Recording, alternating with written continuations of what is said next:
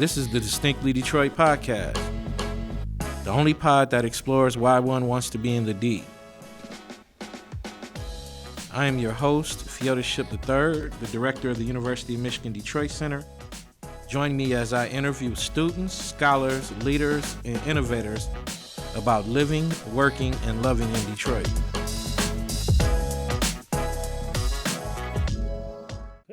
Well, welcome back, ladies and gentlemen. This is the Distinctly Detroit podcast, the only pod that explores what makes one want to be in the D. Coming to you today from the Walkon Think a Bit Lab in the Flint Room at the University of Michigan Detroit Center. Today, we have a really special treat, and I'm really excited for our guest. Today's guest, while studying psychology at the University of Michigan, our next guest went from Freddie and the Seven Dwarfs to being a walk-on captain of the University of Michigan men's basketball team, the same team that played in the NCAA basketball national championship game the same year. And he accomplished this all while battling spina bifida. After graduating with a Bachelor of Arts degree from U of M, he went on to work for Think Detroit and is currently the Chief Executive Officer for the Detroit Police Academic League, or PAL. The DDP welcomes Freddie Hunter. Yeah. Welcome, sir. Welcome. Thank you good for to be coming here. Glad to be here. We really appreciate it. So, where are you originally from? Yeah, so from Detroit, so born in Hutzel Hospital back in the day. Grew up on the west side, so Stansbury and Pembroke.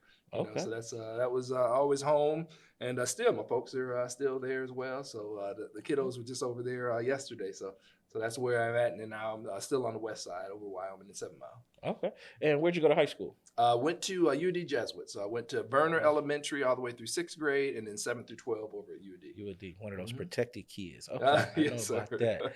Okay. So, were you recruited out of high school for basketball? No, I got no looks, no offers. So I played 3 sports. So I played football, basketball, and baseball. For basketball, my senior year, I was 6'2", 185, and I played center. So no D1, no D2, no D3, no JUCO, no offers at all. Okay. So what prompted you to choose the University of Michigan for your undergraduate studies? Yeah, it was the kind of safe choice in a sense. So my sister was there already, and then we had probably about 25 to 30 people from my school actually ended up going to Michigan at the same time. So I went there, had a whole lot of friends that I knew right off the bat. My first year I had a ROTC scholarship as well. So, I had that first year, with tuition paid for in that way. Okay. So when did you walk on to the basketball team? It was 3 years after starting. So first year was there at in Ann Arbor. I actually spent about 3 semesters over at U of M Dearborn, and then I was back in Ann Arbor. And then that summer, I started making the connections with the other coaches, and then just had that opportunity to get invited to condition. And they didn't have formal walk-on trials at the time, so I was able to condition, work out with the team, play a little pickup basketball, and they were able to see something that kept things moving forward. Okay. So did you eventually get offered to win a scholarship, or were you a walk-on the whole time? I got a scholarship 1 semester. Okay. So, the first year was just as a walk-on. I think that summer, for summer classes, I had a scholarship. When I was there, there was 15 scholarships, and we had my senior year, 16 guys on the team. Okay. So everybody had a scholarship, except for me when I was captain. But we had 1 gentleman transfer right at the semester, and then I had that second semester senior year scholarship as well. Okay. So what does it take for a walk-on to be, voted captain of the basketball team? I mean, what did you, that's a hell of an accomplishment. Yes, so, I mean, everyone in the world should be impressed by that. So, I mean, what would you say to drive? What got you to that moment? What pushed you to be able to make that achievement? Yeah, it was a few things. So one, just being a walk-on at the time, and especially because there weren't really that many walk-ons we had, I was just happy, So my whole dream was I wanted to play college basketball. So I was looking at some smaller schools. I ended up going to Michigan, but I looked at, Alma College, some other schools just to play. But, going there, the odds seemed slim that would happen because my second year there in school was the national championship, in '89. Oh, So I was watching them and cheering, and still had that dream and desire, but you didn't really see. I didn't see a way that it would happen. But that following year, they lost early in the NCAA with um, the Hank Gathers team, yeah. Loyola Oh, Marymount yeah. there, and They got then ran off the court. Oh I my know they God, that did. was ugly. And Yeah. then when that happened, the seniors left and some underclassmen, so there was that window of time that opened up where coach brought in one JUCO player, Chip Armour, real good friend of mine still, and then me. I had that opportunity to walk onto that squad. So because I wanted it so much every single day. I think what the coaches saw and the players appreciated was every day, whether it was practice or whatever, I was just 100% all in, just because I was just thankful to be there. Yeah. So, come that summer and everything, when coaches, making the decision, because coach made the decision for captain. Um, he's looking and considering, and then I was the sole captain for that senior year. And that following year, they just did a rotating captain. Okay. But a lot of it was just my, faithfulness, diligence, and then I've always been a team player. So I don't need the ball. Didn't have the ball as much. Defensive rebounding was my specialty, but whatever we could do for the team, and then that kind of desire to help everybody come together, I think was a big part as well. Mm-hmm. I seem to recall you being able to hit that corner three pretty good too. I think there's a lot of there's the offensive game and the defensive game as well. Yeah. So no, I enjoyed whatever I could do to help out and contribute. So I know especially like in the CCRB, those things. It's the game is similar, but sometimes the game's different as it's sped up. And I was the fourth shortest guy on the squad. My senior year. Okay. So you just learn, man, what can I take? What can I do at a high level, playing? And for me, it was that defense and that rebound and that hustle. That's what it was. Just, out working, bringing the energy, making things happen and getting it done like that. Okay. And so you got to play with the, well, I want to say got, that's a wrong term. I want to use that. But you played with the Fab Five. Yeah. What was that like? It was my goal to be a walk-on in Michigan was just to get on the, sit on the bench, got my warm-ups and just watch the game from a good seat. And then that first year, man, I had the opportunity. I actually, I didn't get my eligibility until the second semester. So I played in 17 games and ended up starting 12 of those games, just the first time. And then, so that was just above and beyond anything that I was, hoping for and imagining. And then, we get the Fab Five that comes in there and then get a chance to, know them, to compete with them day in, day out. And then just be inspired by them. They're just all hungry and it was just wonderful. It was a lot more attention, than we had the previous year, but it was, really just one of those super special experiences to play with them. And then, obviously the success we had their first year as well. So what kind of advice would you have for an aspiring scholarship basketball player, someone who wants to play college ball? What advice would you give them? Yeah, I think one is hunger. For man, you gotta want it, and you gotta want it with all that you have and everything. So, for me, it was just what I thought about all the time. Whatever I had to do, however I had to prepare, that was it. And you have to maximize whatever opportunities you have. So for me, it was a small window of opportunity, but I was prepared when that happened. Just because I desired it, whether it was working out, whether it was taking jump shots, I just did whatever I could. So then when that opportunity came, I was prepared. But it really comes down to hunger. I think the other thing that helped me out is, everybody's athletic, everybody can shoot, everybody can do those things, but, the understanding the game and the mental game is huge as well. So you just got to be good from that aspect as well. Okay. Mm-hmm. And what would you say is your biggest takeaway from being a college basketball player? Biggest takeaway, there's, the discipline that you get from it is just amazing. I mean, in terms of, it's not just practicing, but every practice, they have things scripted out to, every minute or the second. So you learn that discipline, as a player, and that just stays with you, to do things at a high level, you got to be disciplined. I think another good thing for me was just the exposure and the experience, just from, who we had a chance to play with and compete against. And then just, overall looking back and seeing, wow, this was just really something special. And it's nice because, the opportunity I had through work and be able to see a lot of things come true. Okay. And so you left Michigan and work on, and you've been working in the city for different organizations. You currently work for Detroit Pal. Mhm. Uh, Let our listeners know what Detroit Pal is all about. Okay, yeah. Detroit PAL is a youth development organization. So we're all about youth impact and community impact. Our mission is helping youth find their greatness. So we just believe firmly that everybody has greatness on the inside, and regardless of what zip code you're in or what side of the city you're in, that greatness is still there. So our whole focus and goal is to develop young people, help them see that greatness, and put mentors in their lives, put experiences in their lives, which helps them see what the future can be, and help them move to that future. Okay. And so, how one of the things I think about is Detroit Pal. I mean, well, it's the Police Athletic League or Mm-hmm. Police Academic League.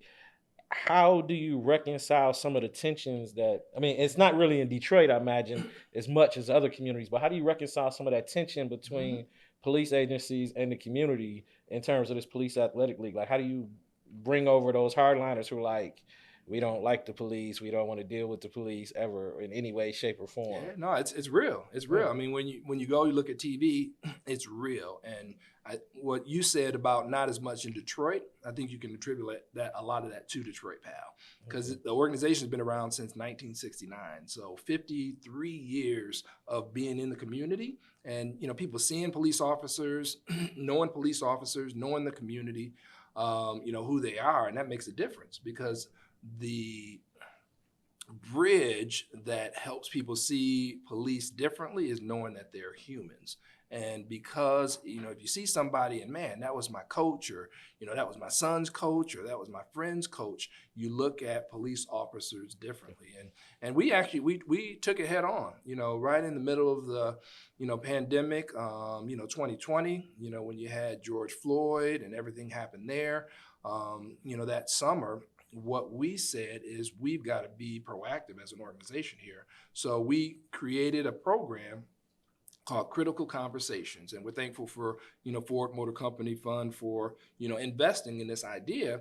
Is that virtually we get together with kids and we start off them not knowing that they're police officers. So we got our folks there, but they're just looking regular and everything, and they just had open conversations about everything. After the first one, we say they're police officers, and the kids are shocked because they got this mindset of who police officers are. Yeah. But what happens is the kids talk more and they ask tough questions, as kids do. And from that, the kids see the officers differently, but the officers also see the kids differently as well, just because you have that communication. So we knew if you can have those critical conversations, that helps, with police relations and that understanding. Okay. Mm-hmm. So, running a youth services organization around athletics, it seems to me that there's a crowded field. There's a lot of organizations. There's AAU, there's Pop Warner, there's PAL.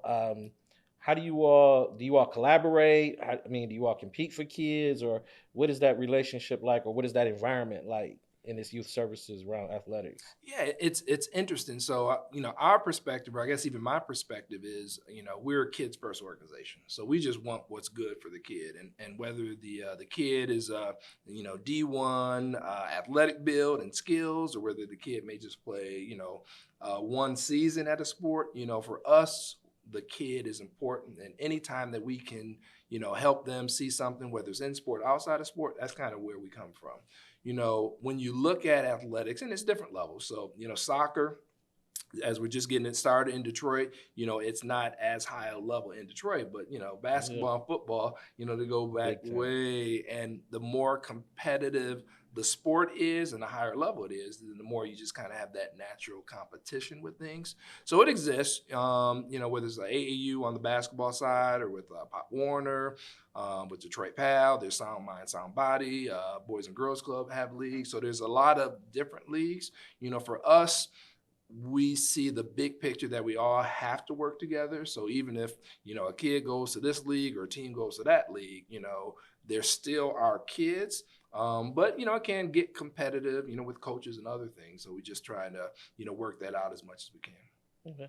So, what in terms of coaches, since you mentioned it, Mhm. what types of services or training do you offer for those who may aspire to be a coach or want to be, want to volunteer to get into youth services and athletics? How do you all help those folks out? Yeah, we've got and it's funny because this is the Michigan and U of M, and got the Yeah. shirt, and but there is an Institute of Study for Youth Sports, which is at the other university Okay. in East Lansing.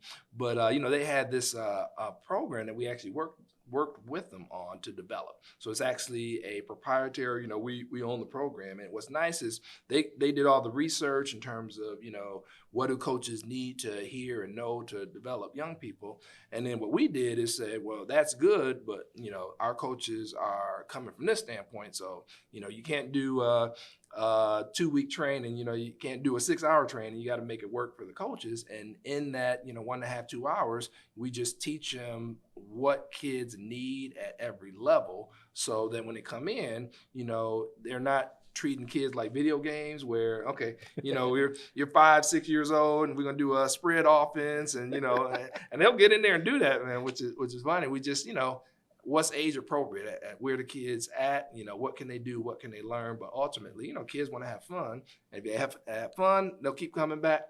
And then you teach them some life lessons through that, and they'll keep rolling that way as well. Okay. So you've been recently promoted or to interim chief executive officer. Yes, sir. Yep. Congratulations. Yeah, appreciate that. Thank you. What are some of the new challenges you're taking on now? What does the future of PAL look like from this perspective? Okay, yeah, no, the future's bright. The great thing for me is I've been with the organization 22 years and a couple weeks. So I've seen it when I started with one of the predecessor organizations. It was 720 kids, and I've seen that growing to 15,000 plus. Right before the pandemic. So seeing the growth. Knowing that we're rebuilding again and what we can do, I mean, the future's bright. The difference for me is a lot of times I've always been a leader there, but I was more the inside leader. So what are the systems we have to have, the registration, all those things that happen, inside. Just kind of I say like the glue to hold things together, and the oil to keep it running smooth. That was more what I was doing for most of my time. And then now it's just shifting gears to one, it's a lot more in front. So, it's talking, it's the speaking engagements, it's the coming on people's podcasts, talking about Detroit, distinctly Detroit, which is good because I always I like being real, like talking and doing those things. But so that's one shift as well. And then the other shift is, where the buck stops, because anything and everything that happens, whether it's the good or, the bad or those things, a lot of that falls on my shoulders as well. So it's just, stepping up a gear. If I was in whatever gear I was, it's just getting to a higher gear and having it. But no, I'm glad to be here. This is good. I think they made it. I think they would, they could go a lot of different ways, but I hope that it works out where you get the job permanently. Appreciate that. What were some of the lessons that have come out of COVID for you all? I think one of the lessons is, man, you gotta stay at it. You gotta be creative and figure things out. So what we're seeing now across the board is just the impact that it had on kids, just in terms of education and, being behind. And if I'm talking to teachers, if I'm talking to coaches and everything, kids are having more challenges after. Before, that's what we always used to talk about was that, man, the needs of the kids and literacy and, mental health, that was even before. Now after, that's all bigger. So what we learned, we just got to lean in. We got to do a whole lot more in terms of how we figure things out. So, one example is, for 4 to 8 year olds, we got a Little Hoopers program. So we got, for the basketball, we got the Little Hoopers.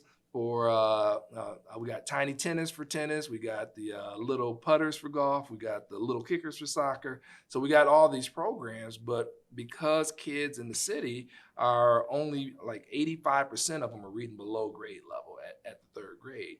So not only do we bring in the sports side to make it work, we also have reading as part of what we do. So we have an hour session, first 5-10 minutes, they're reading. We did Michael Jordan's book, 2 sessions ago, we did LeBron's book last session. So they're reading and learn that love of reading, and then they get out and play on the court and do what they do. So for us, it's just that responsibility we have, because of what the pandemic did for kids, that we got to do more and figure out different ways to do things. So we're helping kids out.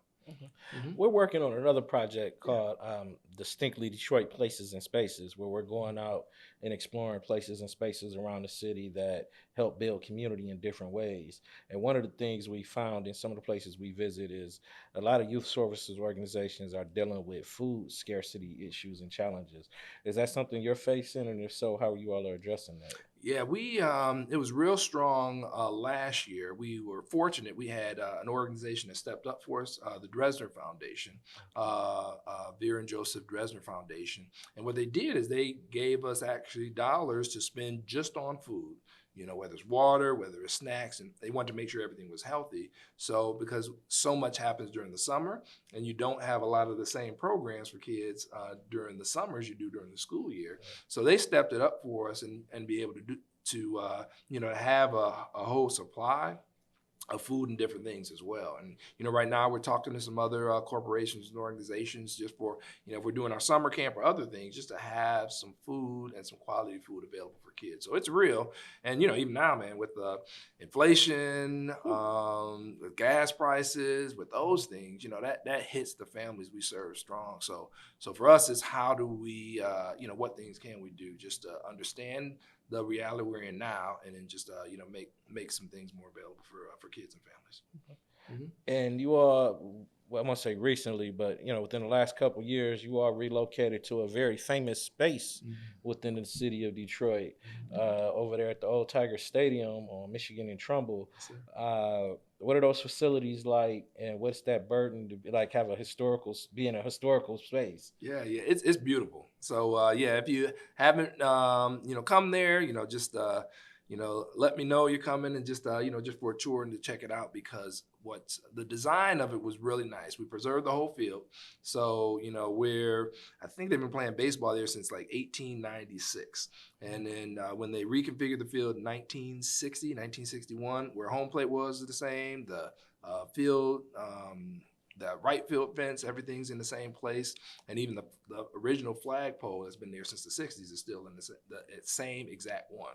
So we got that historical responsibility to keep everything there. But, people come up. There was a team that was there just last Friday, and they were calling ahead and just excited to be there. So for us, it's just like, wow, you get this cool, amazing property, one of the most love spaces, especially for sports in the whole city, and we get to take care of it. In addition, we got our first headquarters. So PAL, for the 50 some years never had a headquarters. We always leased out space. So for us now, we've got our headquarters. We got a beautiful field outside. We got a banquet facility upstairs. So we do a lot of from weddings to corporate events to baby showers. All those things are happening there. So it's fun when we come in, and sometimes you forget because you get to work, but people come in and they just give you that new perspective of, wow, this is quite a space. So it's a good honor. Oh no, that's kind of cool. I mean, I didn't know you all did weddings and corporate events. That allows people to engage in a different level. They can, it gets to be more personal when people are, doing their Instagram post. Hey, we're here at Grandma's birthday party or wedding anniversary at the Old Tiger Stadium. That's really cool. So we are about to switch gears a little bit and transition to what we call our lightning round. This is where I ask you I've asked all of our guests the same series of questions as we build up our catalog to get a sense of how people engage with the city of Detroit and things they do. But the first question I'll ask you is, how do you practice self-care? Self-care, for me, it's reading, so time alone, especially in a new position. I need that time to rest, to recharge. So, reading, quiet reading is key. Walking in the morning, stretching, those things just help me take care of, kind of embracing a healthy lifestyle. You still ball? I don't. I still watch it. So, Okay. with the, it's NBA or college, I'm just, I always love sports. So I'm there, but I'm not hooping right now. Okay. And What are you reading? I mean, what are you reading right now? I do a lot of leadership reading and personal growth reading. So we just read Five Dysfunctions of a Team, just a leadership book, by Pat Lencioni, which was real good. And then the book I'm reading right now is John Maxwell. Everyone speaks, but few connect. So it's just talking about how, whether it's one-on-one, whether it's small group, whether audiences, how do you be more effective? So. I just loaned my man The Five Dysfunctions of a Team. Oh, yeah. I just loaned that book out. What are you listening to? I do a lot of like leadership podcasts. So I like listening to Maxwell. So he's one of the key ones. I listen to Jalen and Jacoby. So I love just seeing what he's done and so many others have done. Obviously with Howard and Weber and Palinka, what they're doing. So podcasts, and then music. Listen to a lot of gospel and some R&B stuff as well. But that's where I'm at. Okay. And what are you watching? It's interesting. I don't have a TV in the home, so I do a lot more YouTube and just different things that come by. But obviously for games, so when sports is it. So if it's the NBA Finals, that's usually what I watch. Okay. And when you go out to eat in the city, where do you like to go out to eat? I do like fast food, so I'll hit KFC. I always like chicken and wings as well. So KFC has always been a favorite. Hit Captain J's and some other things when we go. But that's Little Caesars, $5. So that's where they go. I got a family of we got a family of 6. So a lot of times that's been cool just to grab something and eat it at home with a family of 6 with no TV in the house. Yes, My sir. goodness, that's a whole different pod. That's a whole different conversation. How you do that? When you go out to socialize in the city, where do you go? It's pre-pandemic. Pre-pandemic, man. It's interesting in youth services because I live on the fields and the courts, man, so much. So a lot of the social things that I do is just part of what we do for PAL. So so I read, but I'm out there a lot, hanging out with the leagues and different things for me. Okay. Yeah. And then next question is, if a friend of yours were coming to town to visit Detroit for the first time, what's a place they have to go to while they're here? Got to go to Belle Isle. I got to check that out just because it's so unique. Got to go to the corner ballpark because that's where I'm at, where I'm working, and get a chance to tell a lot of the history. So that obviously the RenCen, seeing some different things downtown, and obviously hanging out at my place as well. Okay. Mm-hmm. And the last question is, where can we find you? You can find me DetroitPal.org. So if you go to that website, and we just refreshed it about a couple of months ago. So DetroitPal.org, just to see about the organization, all the programs, what we do, and it's fun. The website just really gives a good feel on our culture and who we are and how we flow and what we do. And it's got programs for kids. You see all the good things that happen, and it's just good to know good things are happening in the community. And that's what we're about. Yes, sir. There you have it, ladies and gentlemen. Fred Hunter, CCRB legend, former Michigan men's basketball player. We want to thank you, Fred, for coming on. We appreciate you, everything you're doing down with PAL. We hope they make the right decision and make you the permanent CEO. And we want to thank Slows Barbecue, our sponsor. Great barbecue in the city. Down right across the street from Detroit PAL. Right down the road from Detroit PAL. And you can get Slows and then Slows to Go over here on Cass, right near us. And please find us wherever you get your pods. Like, rate, subscribe, and see you all next time. Thank you.